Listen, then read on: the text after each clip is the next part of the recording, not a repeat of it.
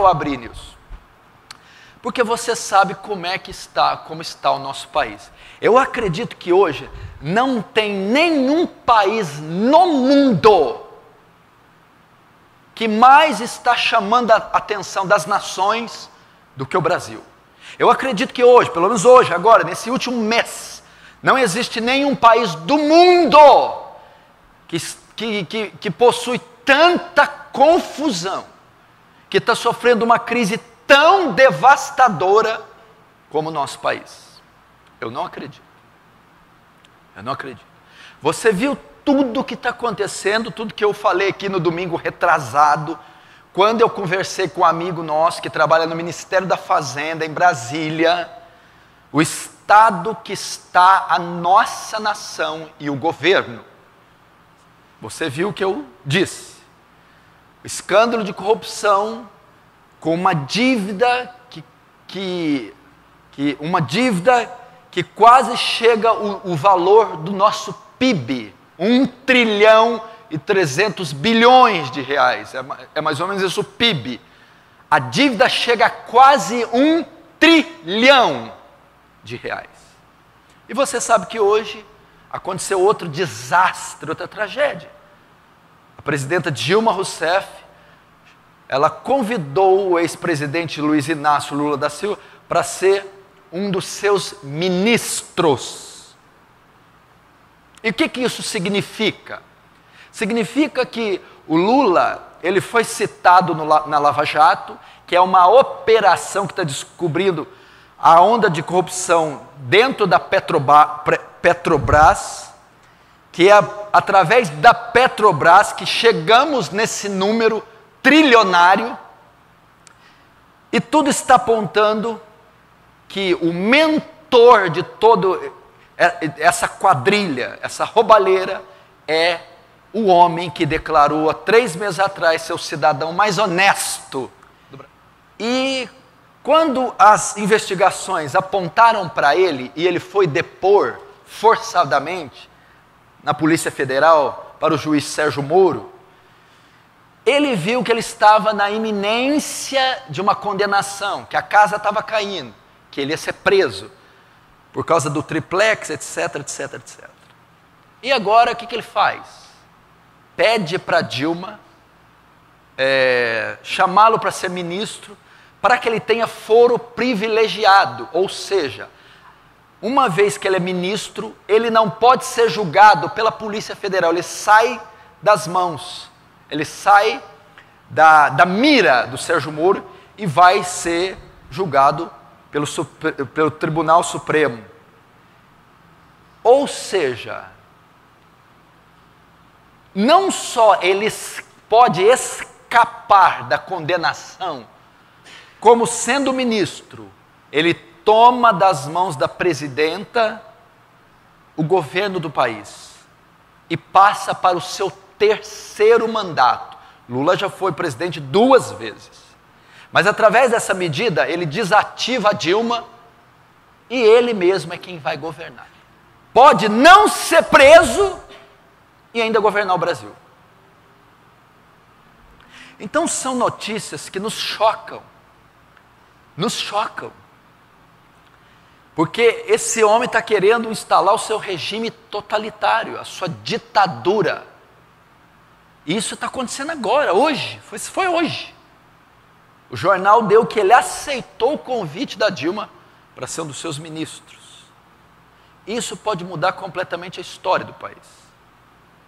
Pode haver medidas, pode ser que a oposição se levante, pode ser que o Congresso não aprove, pode ser que esse homem de fato não seja permitido que ele seja ministro e que ele volte a ser julgado pelo juiz Moro e seja condenado, preso e outras coisas. Só que pode ser que não. Pode ser o contrário. Pode ser que Deus esteja intentando enviar um juízo sobre essa nação. Porque essa nação é corrupta, essa nação é imoral, essa nação é idólatra. E pode ser uma das medidas sobre o povo brasileiro. Porque o povo brasileiro também é corrupto. Essa nação pecou. Essa nação adora outros deuses. É uma nação vulgar, sensual, imoral. Pode ser que Deus esteja aplicando, através dessa quadrilha, juízo sobre o Brasil. Que o Brasil não é um país correto, não é um país honesto. E pode ser que é uma das medidas de Deus aplicar juízo nesse país por causa da igreja brasileira, que é uma igreja adúltera, corrupta, e não é a igreja de Cristo. É por causa dos falsos profetas. Está tendo tanta aberração em nome de Deus, tanta orgia, tanta blasfêmia envolvendo o nome de Deus por parte dessas falsas igrejas, que talvez seja o juízo de Deus sendo aplicado na nação através dessa quadrilha do PT por causa do pecado da igreja moderna. Nós estamos entre os países que mais cresce a igreja evangélica. É o país que mais o evangelicalismo está em evidência. Congressos, conferências, shows, campanhas, CDs. É um mercado bilionário, o mercado gospel no Brasil. Só que é um mercado herege, apóstata, ímpio, que está sujando o nome de Deus, ofendendo a glória de um Deus santo, cultos apóstatas, cultos a demônios, doutrinas de demônios, cultos ao Deus da fertilidade, da orgia e da sensualidade. O ímpio tem se escandalizado. O ímpio tem se escandalizado. Então, por causa desse falso fogo que está sendo oferecido para Deus, esse fogo estranho, por causa dessa igreja brasileira moderna, o nome de Deus está sendo blasfemado entre os gentios. Eles estão servindo de pedra de tropeço para os pequeninos. Estão fazendo os ímpios 2 vezes mais filhos do inferno. Estão afastando os pequeninos do caminho da salvação. Pode ser que Deus, através dessa onda de corrupção, esteja aplicando juízo sobre essas igrejas mundanas, para que então ele purifique essa igreja, ele peneire essa igreja, e esses lobos, esses falsos profetas, esses bodes que ficam sendo entretidos nesses cultos shows, eles enfim sejam varridos do corpo de Cristo. Pode ser isso. E eu acredito que seja isso. Porque atrás de toda essa onda de corrupção está o cabeça Lula, que se auto-intitulou a Jararaca. Ele disse, né? Tentaram matar a Jararaca, mas acertaram só o rabo dela. Não acertaram a cabeça. A Jararaca está viva. Ou seja, ele se autodenominou uma Jararaca. Ou seja, um animal peçonhento, venenoso, né? Que está à frente dessa comissão, desse governo.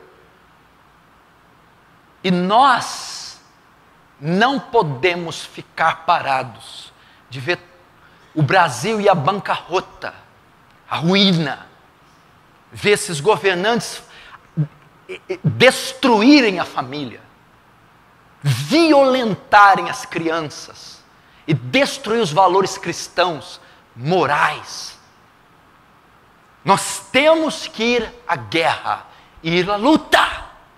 Eu escrevi um artigo ontem para o nosso canal Defesa do Evangelho. Vamos lutar. Vamos lutar. Deus nos chamou para lutar. Só que presta atenção. Por trás de toda essa onda de corrupção, todos esses escândalos e essas aberrações, e até essa apostasia dentro da igreja, que está clamando pelo juiz divino, está sim a figura da Jararaca. É de fato a Jararaca que está no comando. A antiga serpente, o diabo.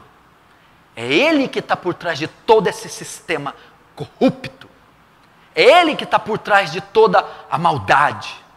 É ele que está por trás de todos os escândalos eclesiásticos. é a antiga serpente, o diabo. A antiga serpente que se chama Satanás.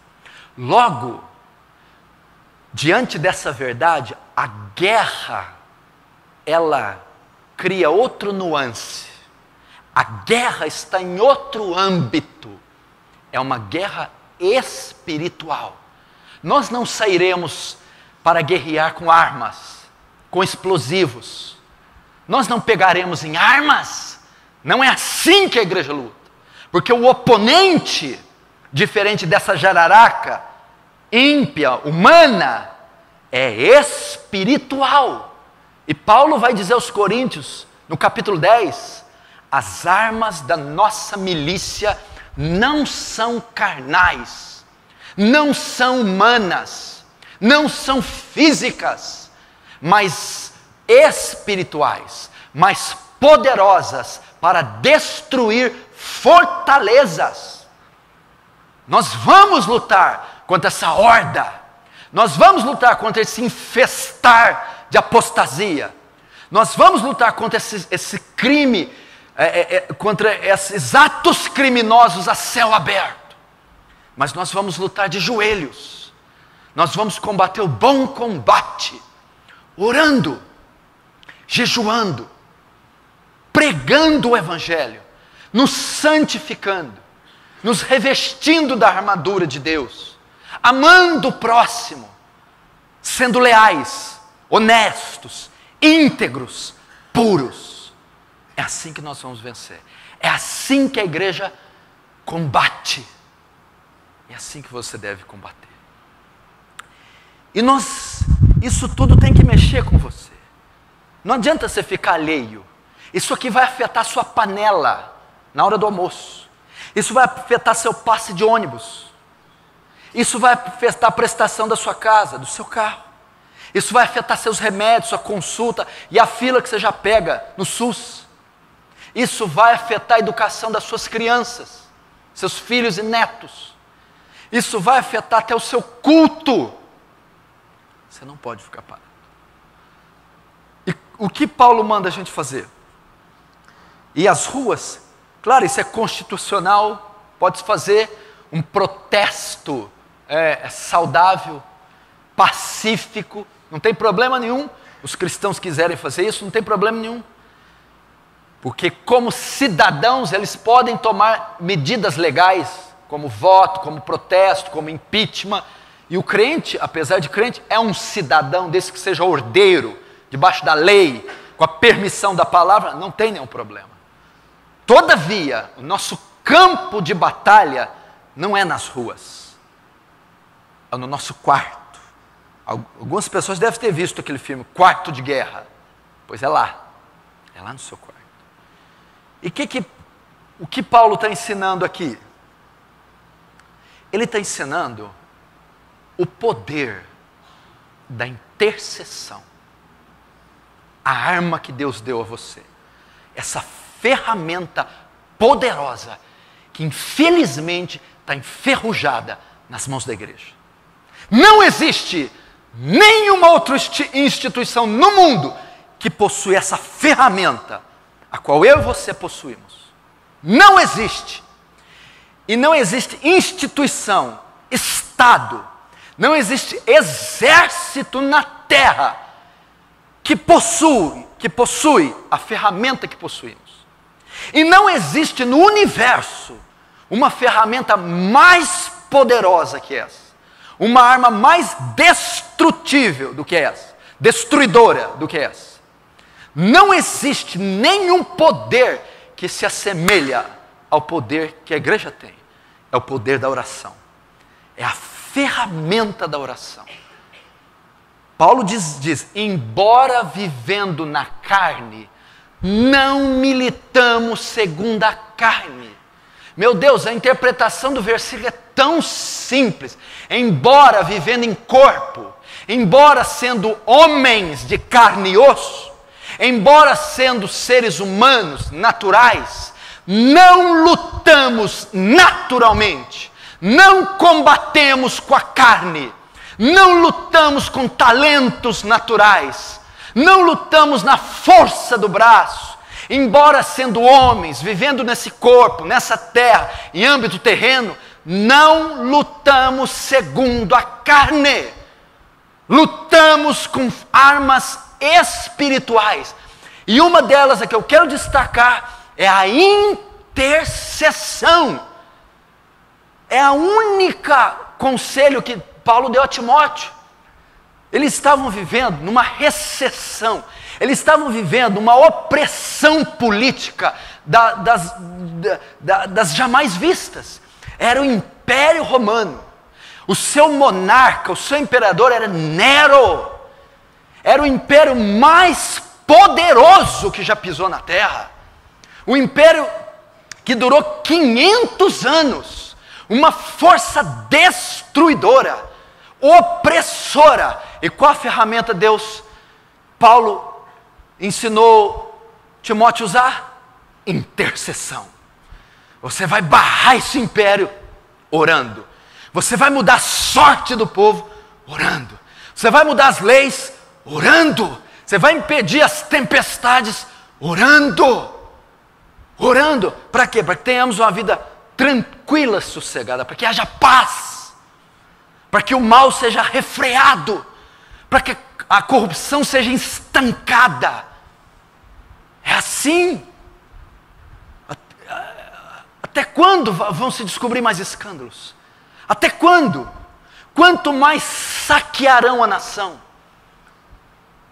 Quanto mais espoliarão os nossos bens? Corromperão nossas famílias? Então Paulo está dizendo, a oração pode refrear isso aí.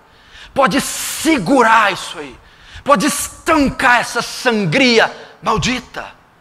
Por isso você deve usar a intercessão.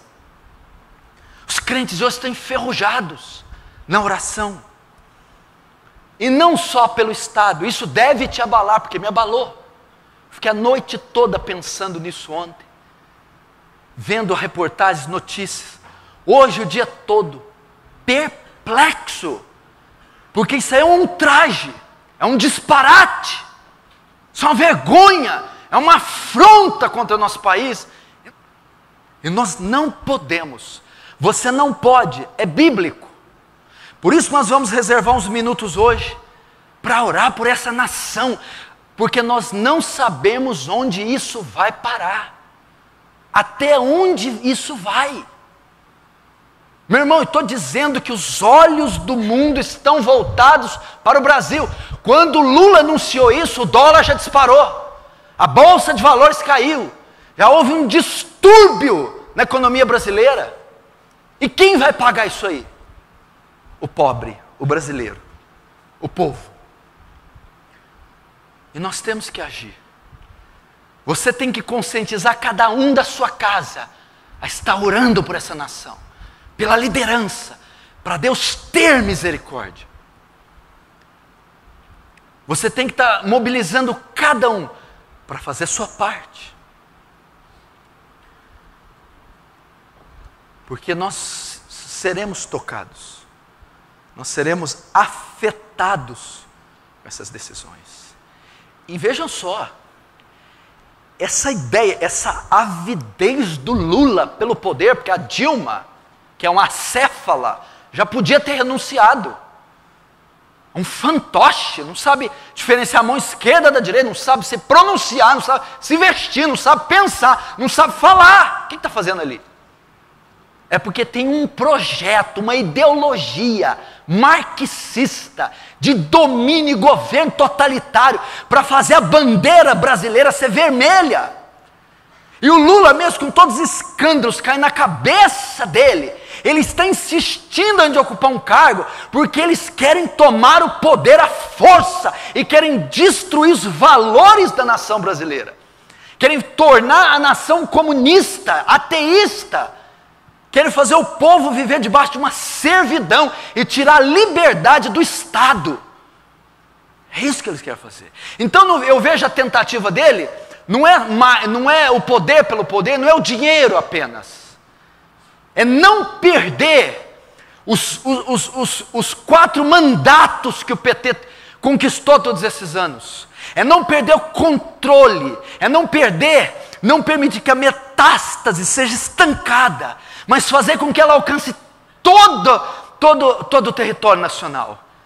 Porque eles têm uma ideia, não é só o saque pelo saque, não é só roubar, não é só o poder, não tem nada a ver com triplex ou sítio.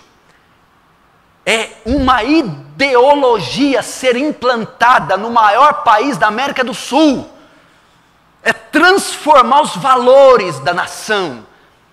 É se tornar um ditador e dominar pela força a nação. E esse projeto vem desde o primeiro mandato. 4, 8, 12 e agora o quarto mandato desse governo, que tem a Dilma só como fantoche, quem governa é ele e a quadrilha. Agora o importante é nós fazermos o nosso papel. E o nosso papel é o que Paulo falou para Timóteo: ora por Nero, ora pelos centuriões romanos, ora pela guarda pretoriana, ora pelos governantes, ora por Pôncio Pilatos, ora por Anás e Caifás, ora pelas autoridades em eminência. Nós temos que orar. Nós temos que colocar na brecha. Por quê? Porque milhões de crianças vão ser afetadas, vão ser aliciadas, influenciadas, incitadas à pedofilia, ao homossexualismo, à neutralidade de gênero, ao ateísmo. As escolas hoje são verdadeiras balbúrdias, são centros de delinquência juvenil. Acabar com a estrutura, com a base, as raízes, os alicerces daquilo que sustenta uma civilização. E como que nós não vamos sofrer isso? E como que luta? Orando. Daniel, quando vai orar a Deus, ele diz assim, Tu é o Deus que muda leis e estações, que remove reis. Ele muda leis, ele muda estações, ele remove reis. Só ele pode intervir. Ninguém tem poder de parar essa máquina de corrupção. Você sabe, quem conhece um pouquinho de medicina, ou já sofreu com câncer, sabe que dependendo do ponto que o câncer se estende, é irreversível. É irreversível. E eu temo que esse câncer que esteja instalado no Brasil já seja irreversível. Forças armadas, seja tudo entrelaçado, tudo corrompido. Então nosso futuro vai ser todo afetado. Você precisa orar, jejuar, clamar. Não dá, irmão, para ver a banda passar e ficar jogando frescobol. Tiago capítulo 5, verso 16, diz assim. Eu vou falar novamente da ferramenta. Muito vale a súplica de um justo por sua eficácia. A igreja está perdendo a característica de oração. A igreja está se tornando uma igreja gorda, preguiçosa, eletrônica, sofisticada, imediatista, e ela está se esquecendo do lugar secreto de oração. Muito vale a súplica de um justo por sua eficácia. A igreja que não permanecer de joelhos nesses últimos dias vai ser aniquilada. O crente que não aprender a cultivar uma vida de oração vai ser dizimado. Não existe arma mais poderosa nas mãos do crente do que a oração. Não substitua a oração pelo WhatsApp, pelo Twitter, pelo Facebook, pelo celular. Não substitua a oração pela TV. Não substitua a oração pelos passeios, terapias, modismos pentecostais. Se você quiser ver resultados expressivos da sua vida, você deve ficar de joelhos, e ficar muito tempo de joelhos.